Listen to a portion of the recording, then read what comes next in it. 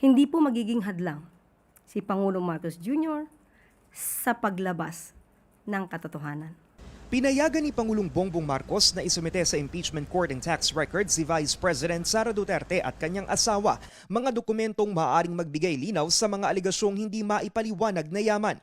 I-turn over ang mga dokumentong yan ngayong araw sa Senado matapos ipasabina ng impeachment court. Kinumpirma rin ng korte at mismo ng BIR na may authorization ang ahensya mula sa Pangulo. Sa ilalim ng National Internal Revenue Code, maaari lang masilip ang ilang tax records kung may permiso mula sa Pangulo. Kung ano ang sinasabi ng batas, kung ano ang proseso, susunod po ang Pangulo. Batid ng Malacanang na posibleng sabihin ng ilan na dahil sa politika ang aksyon ng Pangulo. Pero sagot dyan ni Communications Undersecretary Claire Castro, Kahit ano pang sabihin ng iba, basta ang alam ng Pangulo, siya ay tumutupad sa proseso, siya ay tumutupad sa batas, kahit siya pa ay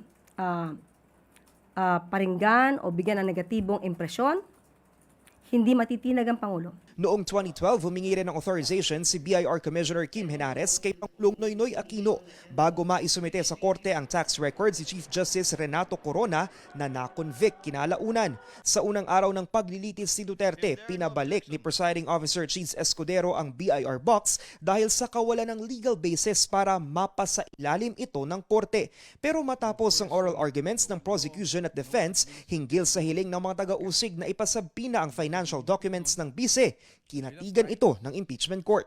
Bukod sa BIR box, natanggap na rin ng korte ngayong Huwebes, July 30, ang ilang bank records ng bise. Naisumite na rin ng Anti-Money Laundering Council ang mga dokumentong may kinalaman sa kanyang financial transactions. Ayon kay House Prosecutor Terry Ridon na mangunguna sa presentasyon ng ebidensya sa alegasyon ng unexplained wealth, quote, lumiliit na ang mundo ng pangalawang Pangulo matapos matanggap ng korte ang mga dokumento. Pagpapakita na ho yung po nga bank records nung aktual na mga pumasok at lumabas sa accounts ng mag-asawang Duterte Carpio, kung sufficiently reflected po ba ito doon sa una, SALN ng pangalawang Pangulo, tsaka doon po sa mga tax payments ng mag-asawang Duterte Carpio. Bagamat nasa korte na ang ilang financial documents ng bise, ibang usapin pa kung gagamitin ito sa korte. Una, kailangan mo na yan markahan bilang mga ebidensya. Ayon kay Prosecutor Ridon, nakasalalay sa presiding officer kung ipapasok ang mga dokumentong ito bilang ebidensya kapag nakarating na ang paglilitis sa Article 2 o ang usapin ng umunoy hindi maipaliwanag na yaman.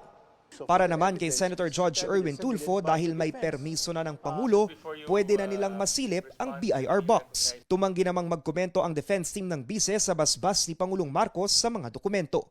Para sa mga impormasyong napapanahon at on-demand, Lance Mexico, Newswatch Plus.